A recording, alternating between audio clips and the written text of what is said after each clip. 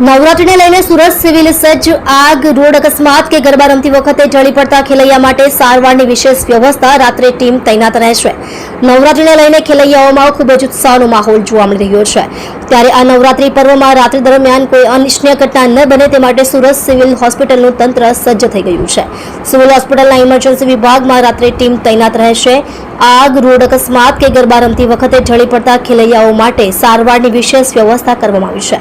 નવરાત્રીને લઈ સિવિલમાં વિશેષ વ્યવસ્થા। તહેવારના સમયે આગ અકસ્માત કે અન્ય ઘટનાઓના કેસમાં વધારો આવતો હોય છે।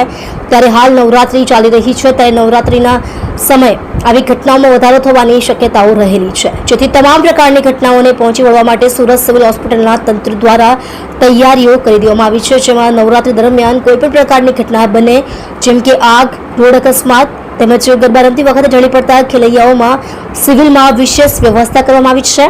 આ તમામ અનિચ્છનીય ઘટના બને તો તેને પહોંચી વળવા માટે સુરત સિવિલ હોસ્પિટલનું તંત્ર સજ્જ છે। અનિચ્છનીય ઘટના બને તો પહોંચી વળવા સજ્જ છીએ ડોક્ટર લક્ષ્મણ। આ અંગે ડોક્ટર લક્ષ્મણ ટહિલિયા, નવી civil hospital senior medical officer, તેમણે જણાવ્યું હતું કે હાલ નવરાત્રીનો પર્વ ચાલી રહ્યો છે, ત્યારે તમામ મેડિકલ ઓફિસરો અને જે તે વિભાગના એચઓડીઓને ખડે પગે રહેવા માટે સૂચનાઓ આપી દેવામાં આવી છે। જે પણ પ્રકારની ઇમરજન્સી હોય તે પ્રકારના વિભાગ સાથે સંકલનમાં રહી ઝડપથી સારવાર કરવા માટે સૂચના આપી દેવામાં આવી છે।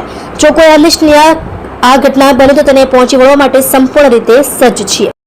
તમે જોઈ રહ્યા છો ice on news channel Ramakant Roy સાથે। સુરત સિવિલ દ્વારા શું તૈયારી કરી દેવામાં આવી? સુરત સિવિલ હોસ્પિટલમાં આમ તો 24/7 બધી જ જાતની ઇમરજન્સીઓને મેનેજ કરવા માટે સંપૂર્ણ સુવિધાઓ છે।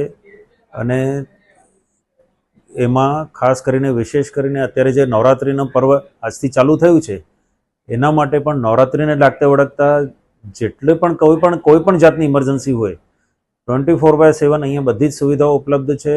જે કેઝ્યુઅલ્ટી ઇન્ચાર્જ મેડિકલ ઓફિસરો છે એમને પણ સૂચના આપવામાં આવી છે કે નવરાત્રિને લાગતા વળગતા કોઈ પણ ઇમરજન્સી હોય વિવિધ વિભાગોના ડૉક્ટરો સાથે સંકલનમાં રહીને વ્યવસ્થિત રીતે એની સારવાર અપાવવાની છે।